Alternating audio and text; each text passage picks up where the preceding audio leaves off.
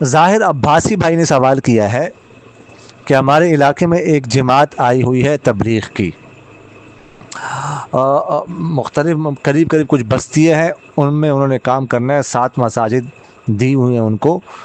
ان میں وہ کام کریں گے۔ تو بعض مساجد میں تو ائمہ ہوتے ہیں، وہ نمازیں پڑھاتے ہیں، لیکن بعض مساجد میں ائمہ نہیں ہوتے، تو کیا یہ تبلیغی حضرات نماز پڑھا سکتے ہیں جبکہ انہوں نے 24 دن یہاں پر گزارنے ہیں؟ دیکھیے گا، اگر یہ چھوٹے چھوٹی بستیاں ہوں اور یہ سارا علاقہ ایک علاقہ سمجھا جاتا ہو، تو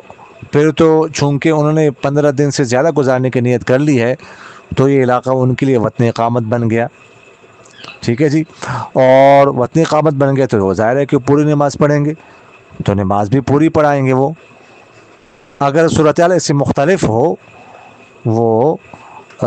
مطلب مقیم نہ بنے ہو اس صورت میں، تو اس صورت میں نماز تو پھر بھی پڑھا سکتے ہیں، مسافر نماز تو پڑھا سکتے ہیں،